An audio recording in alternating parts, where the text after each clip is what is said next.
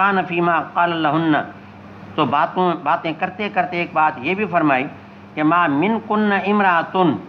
تقدم ثلاثۃ من ولدہا، آپ میں سے کوئی بھی عورت اگر اس نے 3 بچے پہلے بھیجے ہیں، یعنی اس کے 3 بچے اگر فوت ہو چکے ہیں اور اس نے صبر بھی کی ہے، تو الا کان لہا حجابا من النار، کہ وہ بچے اس کے لیے آگ سے پردہ بنیں گے، یعنی جہنم سے عورت بچ جائے گی۔ لیکن حجاب کا یہ مطلب نہیں کہ وہ آڑ بن کر کے وہ تو جلتے رہیں گے، باقی ماں بچ جائے گی۔ مقصد یہ کہ یہ ایک بولنے کا محاورہ ہے، حجاب بنیں گے مانا وہ خود بھی بن جائیں گے، بچ جائیں گے اور اپنی ماں کے لیے بھی آڑ بنیں گے۔ تو ایک عورت نے پھر گزارش کی کہ بھلا اوا اسنین، کہ اگر شاید اس کے 2 بچے پہلے فوت ہو چکے تھے، اس لیے عرض کیا کہ یا رسول اللہ اگر کسی کے 2 بچے جا چکے ہیں، فرمایا وا اسنین، چلو اگر 2 بھی ہوں، تو اللہ نے جواب گویا کہ اپنے نبی کو دے دیا کہ 2 میں بھی وہی بات ہے کہ 2 بچے اس کے لیے حجاباً من النار بنیں گے۔ تو دیکھیں اس میں ایک دن کا جزوی واقعہ ہے۔ اب قاعدہ کلیہ اس کے لیے امام نے کوئی حتمی رائے قائم نہیں کی اور لوگوں کے فہم کے حوالے کیا کہ اب آگے آپ ان میں غور کریں، پھر قاعدہ نکل سکتا ہے تو ٹھیک ہے، ورنہ حدیث سے یہ بات سمجھ میں آ رہی ہے۔ حدثنی محمد بن بشار قال حدثنا غندر، یہ وہی ہے محمد بن جعفر اور غندر کے لقب سے مشہور ہو گئے۔ قال حدثنا شعبۃ عن عبد الرحمن بن الاصبہانی عن ذکوان عن ابی سعید عن النبی صلی اللہ علیہ وسلم بہذا، یعنی بہذا الحدیث السابقی، تو ھذا کا اشارہ گزشتہ روایت کے متن کی جانب ہے کہ اس سند سے بھی وہی متن مروی ہے۔ اور آگے کہا وعن عبد الرحمن بن الاصبہانی، کہ پہلے تو یہ روایت عبد الرحمن سے ان کو ملی، محمد بن بشار کے واسطے سے، غندر کے واسطے سے، شعبہ کے واسطے سے۔ آگے فرماتے ہیں کہ عبد الرحمن بن اصبہانی سے ایک بات یہ بھی ہے، گویا کہ آگے والا ٹکڑا امام بخاری نے عبد الرحمن سے تعلیقاً ذکر کیا کہ عبد الرحمن کہتے ہیں کہ سمیت ابا حازم عن ابی ہریرہ قال ثلاثۃ،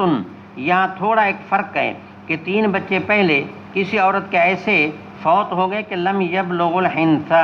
کہ بلوغت کو نہ پہنچے ہوں، تو پھر اوپر والا وعد یعنی اس عورت کے ساتھ ہے۔ اور آگے یہ ہے کہ من سمع شیئا فلم یفہمہ فراجعوا حتی یعرفہ، کوئی آدمی بات کرتا ہے، پھر اسی بات کے دوران یا تھوڑا سا بعد میں کوئی آدمی اگر پھر سے پوچھتا ہے کہ آپ نے کیا کہا، تو لوگ اس کو ذرا اچھا نہیں سمجھتے کہ آپ بے سمجھے ہیں یا بے توجہ ہیں۔ ایک بات ہم نے آپ کو بتائی ہے اور آپ پھر پوچھتے ہیں، تو لوگ اس کو چونکہ اچھا نہیں سمجھتے، تو لہٰذا یہاں مظنہ اس بات کا تھا، اندیشہ اس بات کا تھا کہ شاید جو ایک حلقہ علمی ہے اور جو ایک سبق کا مقام ہے، شاید استاد بیان کرے، شاگرد کو سمجھ میں نہ آئے، تو شاید یہاں پھر پوچھنا یہ بھی کوئی عیب ہوگا۔ تو امام نے ترجمہ رکھا کہ نہ صرف یہ کہ عیب ہے بلکہ محمود ہے، کہ اگر بات سمجھ میں نہ آئے، طالب علم کا حق ہے کہ مراجعت الی الاستاذ کرے، وہ بات اس میں یعنی کئی مرتبہ ان کو پوچھ سکتا ہے، 2 مرتبہ 3 مرتبہ، اللہ کے نبی بات سمجھانے میں بعض اوقات 3 مرتبہ بھی ان میں تکرار فرماتے، تو معلوم ہے کہ مراجعت نہ صرف یہ کہ جائز ہے بلکہ محمود ہے، چنانچہ اس کو آگے ثابت بھی کیا۔ من سمع شیئا، ایک بات کو تو سنا لیکن فلم یفہمہ، بات سمجھ میں نہیں آئی، فراجعہ، پھر طالب علم نے مراجعت الی الاستاذ کی، یعنی اس کو پھر پوچھا حتی یعرفہ، تاکہ اس بات کو سمجھے، یعنی اس کی مراجعت کی غایت معرفت ہے کہ جب تک معرفت نہ ہو تو تب تک مراجعت ختم نہ ہو۔ تو فرمایا کہ یہ چیز بالکل سنت سے ثابت ہے اور بالکل جائز بلکہ ایک بہتر کام ہے۔ اور اس میں یہ ہے کہ آن حضرت صلی اللہ علیہ وسلم نے یہ فرمایا کہ من حوسب فقد ہلک، قیامت کے دن اگر کسی کا حساب ہوا تو پھر حساب کا ہونا ہلاکت ہے۔ محاسبہ ہوا، مناقشہ ہوا، اور حساب تو آپ سمجھتے ہیں کہ حساب کا مطلب کیا ہوتا ہے کہ مثلا کاروبار میں حساب کیا جاتا ہے تو آمدنی بھی چیک کی جاتی ہے، اخراجات بھی چیک کیے جاتے ہیں، پھر اس کی اخراجات کی کٹوتی کر کے باقی دیکھا جاتا ہے کہ نقصان ہے یا بچت میں ہے یا معاملہ برابر سرابر۔ محاسبہ مانا مناقشہ، جس میں دخل خرچ آمدنی اخراجات سب کا استعفیٰ ہوتا ہے اور چیک کیا جاتا ہے۔ اب حدیث میں آیا کہ جو بندہ اللہ کے سامنے اس کی پیشی ہوگی اور اگر حساب کسی سے محاسبہ مناقشہ ہو گیا تو مر گیا، بربادی، اس کے لیے ہلاکت ہے۔ تو جب یہ سبق بات پوری ہوئی، عائشہ صدیقہ اب وہ تلمیذہ ہے اور اللہ کے نبی سے پوچھتی ہیں کہ صحیح آپ تو فرمائیں محاسبہ ہلاکت ہے، اللہ فرماتے ہیں فسوف یحاسب حسابا یسیرا، کہ اس سے تو معلوم ہوتا ہے کہ نفس حساب خراب نہیں بلکہ ایک محاسبہ یسیر بھی ہے، کہ معنی قیامت کے دن یہ ہوگا کہ کسی کا حساب یسیر بھی ہوگا، اور آپ تو نفس حساب سے ڈراتے ہیں،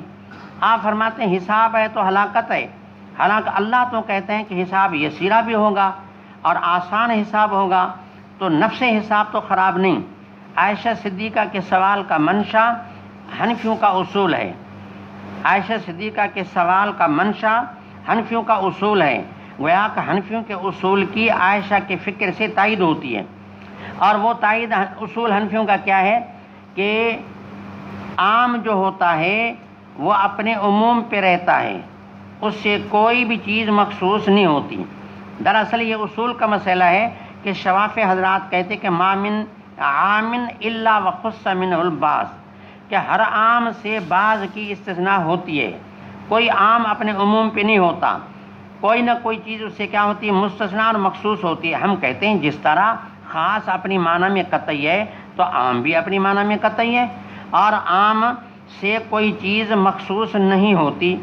الا آن کہ کوئی صریح نص آ جائے اور عام سے اس کی تخصیص کرے، ورنہ عام اپنے عموم پہ رہے گا اور اس میں کوئی چیز کسی چیز کی تخصیص نہیں ہوگی۔ اب یہ ضابطہ عائشہ صدیقہ نے کیسے اپنایا کہ اگر عائشہ صدیقہ منحوسبہ فقد حلقہ کو عام سمجھا، اگر عام نہ سمجھتی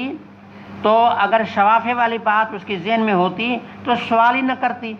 کیونکہ پھر یہ جواب ہوتا، تطبیق یہ ہوتی کہ حساب یسیرہ تو بعض ہے